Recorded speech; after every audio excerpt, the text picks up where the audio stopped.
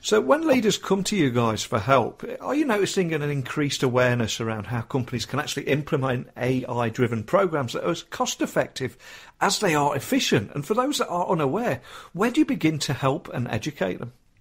Yeah, I mean, there is a general awareness of that AI is a very, there's a lot of buzz around AI. So every company that we talk to have heard something about AI. But the problem is that there's also a lot of misinformation about what AI can do and how it needs to be implemented, right? Because AI is unlike any technology, any enterprise tech that has been deployed in the past. So it requires a very different mindset to make it successful, especially at an enterprise. And so when we talk to our customers, we just try to kind of help them come up with a plan, or rather explain how to think about an AI deployment, right? Because you need to understand that AI needs data. You need to know that for AI to work, the people need to take actions recommended by the system so that you can actually measure what it's doing. So it's just a very different game plan. And the step one is just coming up with that plan and getting them aligned with how to look at it and how to measure success of an AI project.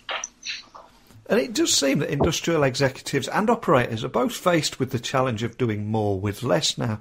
And that's the same across so many different industries, while also simultaneously, of course, reducing excessive resource consumption. So as a result, industries such as food processing, beverage and chemical verticals are currently experiencing tremendous pressure to make operational processes much more efficient and decrease operational costs and consume energy. I mean, is that something that you're noticing as well, and how are you helping them overcome this? Yeah, no, we do notice that a lot, and right now there are certain constraints that they have to deal with. Meaning, at the end of the day, they have to maintain the throughput, right? Because that they cannot compromise on. They cannot compromise on quality. So within those constraints, sometimes what they end up doing is, this day I just need to meet my goal, so I have to waste more energy because they just don't have enough information to figure out how to do that efficiently. And that has been happening more and more frequently because the systems, the assets are getting old.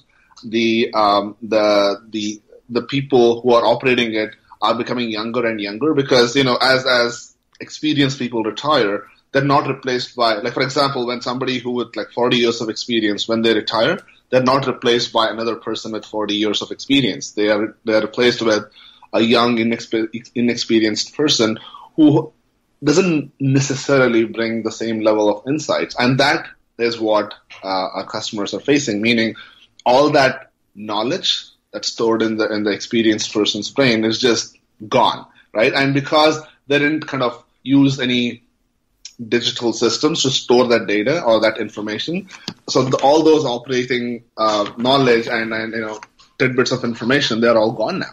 And so that's why they are faced with doing more with less because and this kind of exacerbates that problem.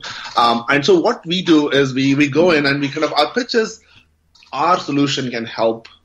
We can convert a young, inexperienced operator into a very experienced operator because the amount of information and the kind of information we give is something that they can use to make those decisions in a very very intelligent way. And it's more than that. It's just having access to that information will help them operate in a much more efficient way. And right now, because that data is kind of locked up in legacy systems, they are unable to access it. And that's what we bring to the table.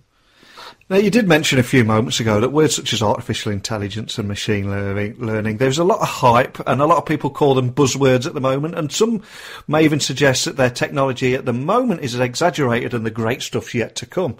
So if we look at right now, I mean, how exactly can this transformative technology such as AI, such as machine learning, actually help organisations unlock those valuable operational data that was previously trapped inside of old legacy systems to actually increase outputs using less energy and budget? One of the most, or rather one of the best traits of artificial intelligence is it works on